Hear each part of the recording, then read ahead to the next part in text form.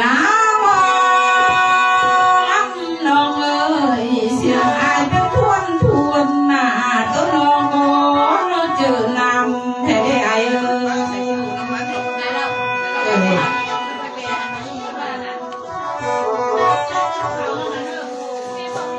ลาก็ดีเจอแท้เด็กน้อยเลยหมอลำเอ้ยอายก็มาเห็นน้องหน้าบ่าวให้อายพาเราทำทักนางบ่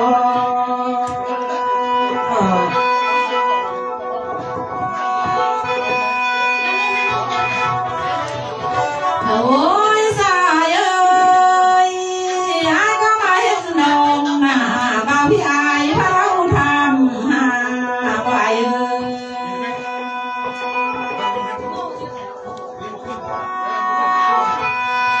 อายก็ทำเข้าน้องบ่อายเอ้ยมาเฮามาคืนนี้น่ะอยู่แต่ห้องสะท้องทิ้งเลิกมาว่าซั่นบ่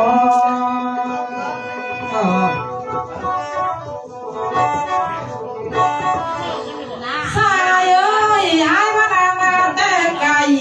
หรือว่ามาแต่เกิดบ่อายเอ้ยน้องมาแต่เตอหรือมาแต่เนื้อ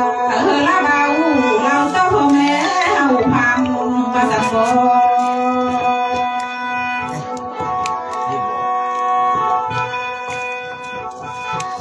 ได้บ่ว่า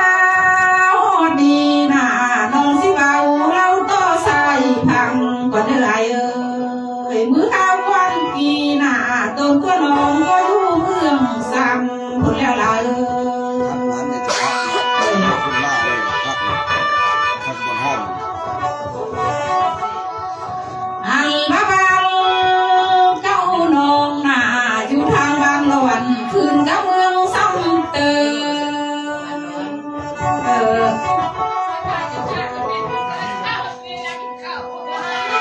ลาหมอ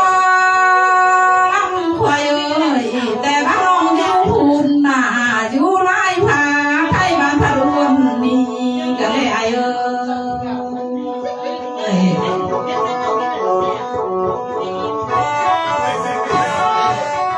ลาลีอยู่ไร่ที่ไร่บัวไทยเรือพะรุนนี่ กินแล้วบ้านมาซื้อดีกว่าเอาตังค์ซื้อวะ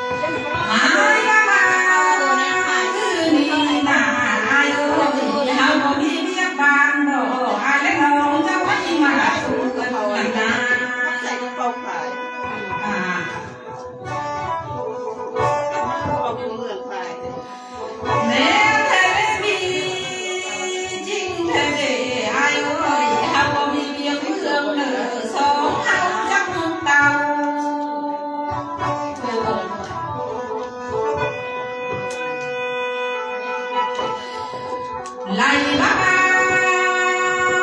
ดีนะเราก็มีกินมีเอาเจ้าและคอยจะมาจูบเลี้ยวเฮาดีนะ บ่อ่านก็ได้ปาน่ะ อันนี้ ต้องไลเซอร์เลยมันต้องไลเซอร์ลุงจะบอกก่อนเด้อ อันเขียนให้อันเขียนให้มันรู้เลย บ่อ่านก็ได้บ่พอดก็ได้บ่ ไปเลยเอาก็ทำดีนะเป็นจังไงสนุกลายไปเนี่ยไรเอ้ยเอิญมาเป็นแต่ไรเสมือนเพียงไรคอ ชื่อเจ้าอะไรก็แม่ เออ มาหน้าก็แม่คือบ่เนาะแม่เนาะบ้านพวกเนาะ อันมาเป็นได้พอแต่แม่ของเจ้าสันทานี่นะเพิ่งไล่ลงแต่คือปีกายบ่ลังเลยเฮ้ย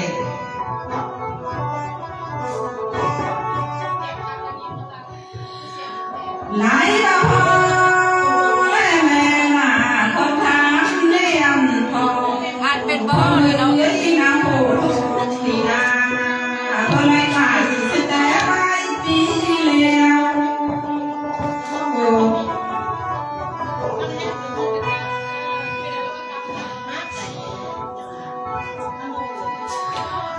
แล้วเพิ่งลงมาดูแม่เก่า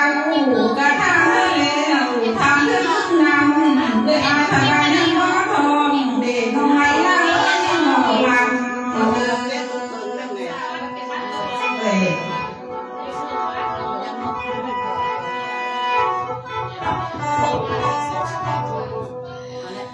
เพิ่นก็ทำเพื่อส่งดังนากันยังมายาพ่อแม่ว่าทำไปเองเอ้ย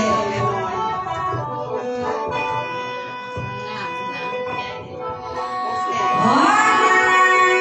พี่นี่น่ะบ่ลังเลยเคยได้อายเพิ่นทันหน้ามาเลย ต้องไปต้องราแล้วมันผ่าน ดาว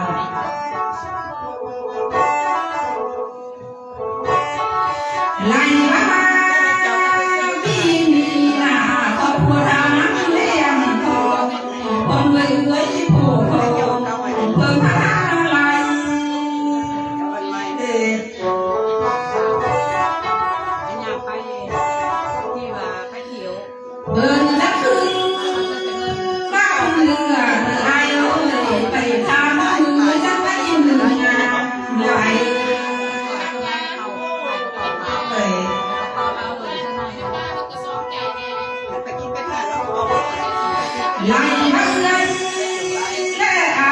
หน้าเพื่อเลยไปทำหม้อยางทำอย่างไรงามทอง มีคนอยาก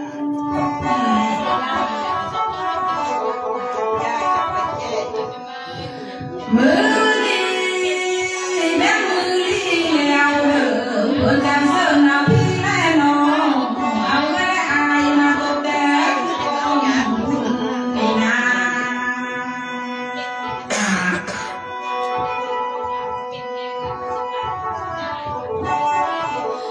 หมอรักเลยเพื่อมาทำแต่เขาเอาเงินเสิร์ฟแต่มามีแต่ดาราทาสนำคำช่วยสู้นานาเพิ่นพันยาโน้ตโน้ตเดินเสียเอา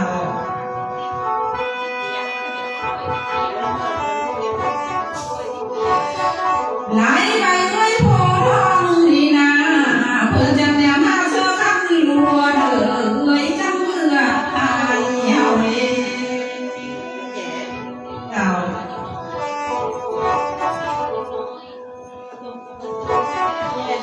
สายเอ้ยเจ้าก็ดีเจอแต่เล่เพื่อแนวหน้าเสื้อคำตายเขาคือปอง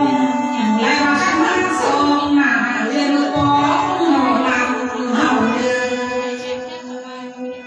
อ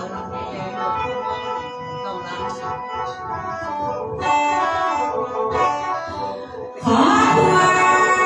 เอ้ยอายหน้าพระไดโทรศัพท์เมื่อนำพระหาโลเมื่อพอง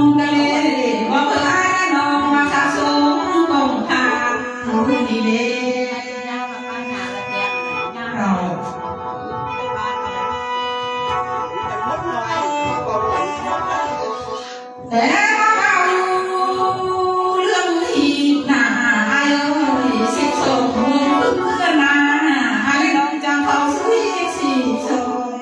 ละน้อง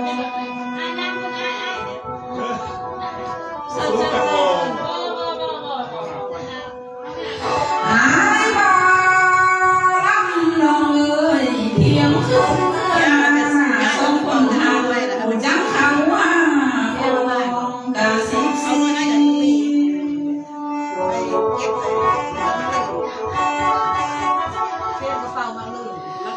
ขังบ้านมาเลี้ยวหน้าไอ้น้องจะเข้าสู่วิถีของจริงละน้อง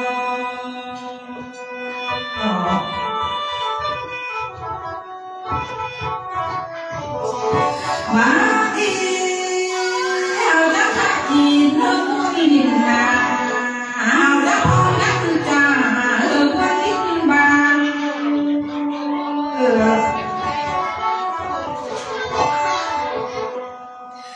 สายเอ้ยขับยืนเธอไล่หัวลาเลยก็ควรรักมันเข้าทำตามตีวันน้อง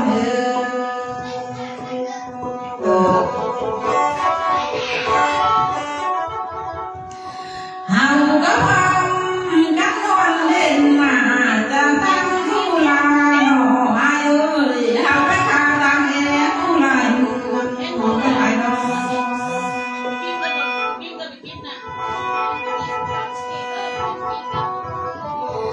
แต่ละนาโอ้ดีนะบ่ลังเอ้ยความยอมดีไม่เสื่อจางใหญ่ขอพรทางข้าผู้ข้าว่าลองไม่เสื่อจางหน่อย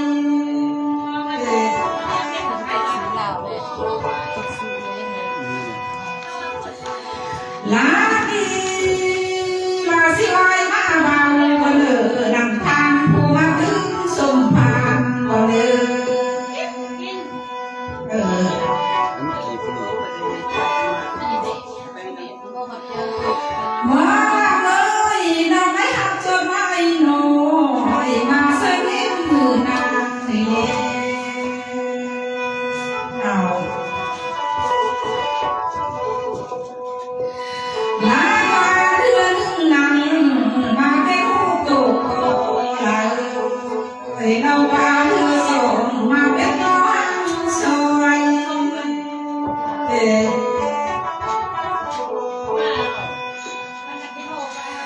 สายเอ้ยน้องอาเถื่อเล็กมาน้อยเพื่อเลี้ยงซื้อเด้อทำให้ถึงนั้นซื้อที่มามีวันที่ว่าสำเร็จ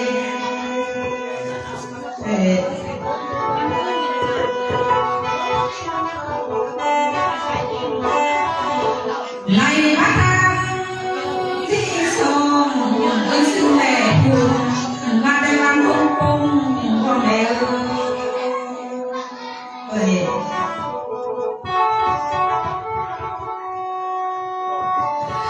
เอ้ยมาที่บ้านเลยแม่พูดเลยสุดจับเอาเสื้อโคตรโคตรดีหนาสองแม่นะโคตรบอกนาชาพูดเลยโยมเลย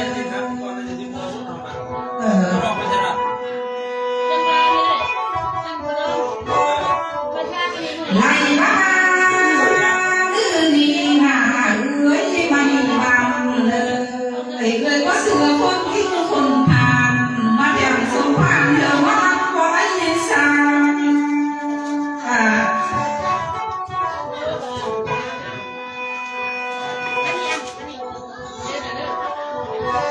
แม่พูดเลยในบ้านคือนี่นาแม่เอ้ยมาทำเดินทางคำนี่นาแม่ยังอยู่เท่าโอ้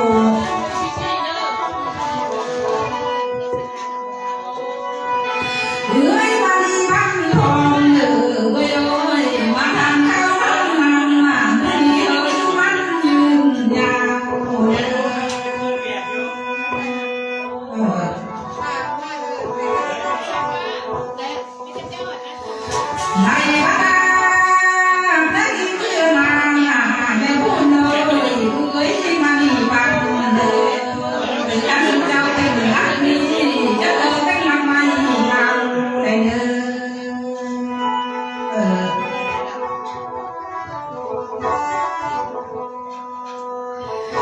lại mà xuân cháu hát bên sau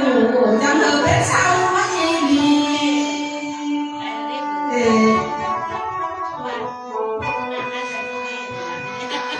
mẹ phụ nữ ơi mà đi ăn ơi xuân cháu hàng năm du đi là chẳng được bên mẹ cũng là xuân cháu nữa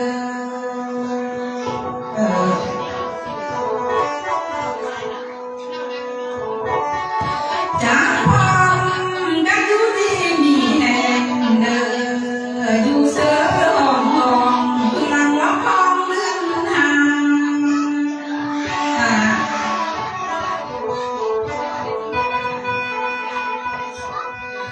mẹ phụ nữ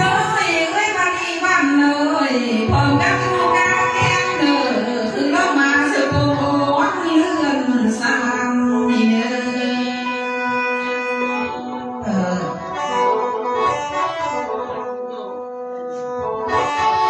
lại bắt du đi nở cứ lắc ngã sao hàm xịt bé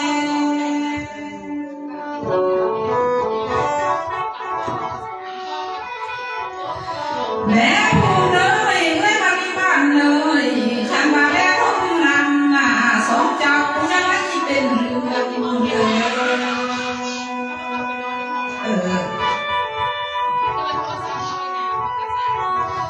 là bé đi mưa mà chẳng lẽ hôm mưa mà ra đấy cái đông bên trái nữa lẽ có ai để lấy hôm thả lại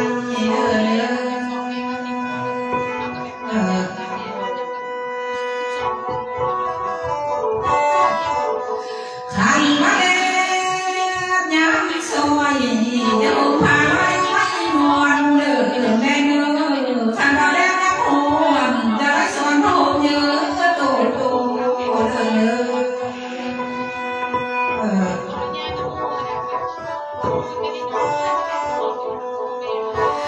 ơi mà đi bán ơi mẹ phụ ơi thành bao thức thiệt nà thiệt sắp tôi đây đang tìm vàng xuân chào ơi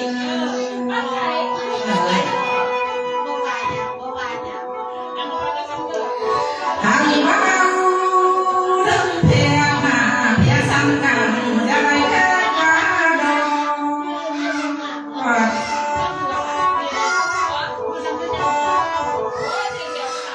bao thế xăm xuống nằm ra đây hết quá không sẽ thương má của chưa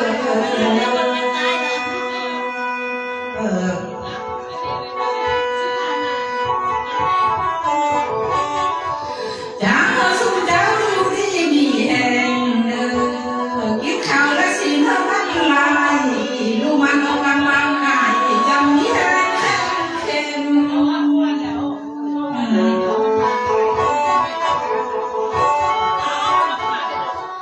mẹ phụ nữ ơi mà đi bán ơi đừng cùng căn thu thương nhau mang nở lại hoa thú bằng xa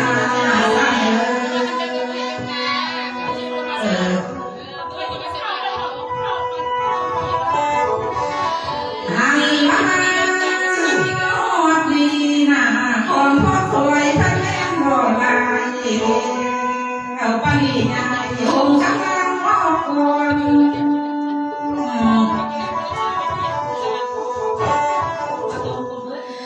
mẹ phụ nữ ơi mà đi bán ơi hùng khám khói là đi ra sông sang khó con bao mà lâu ơi cô ăn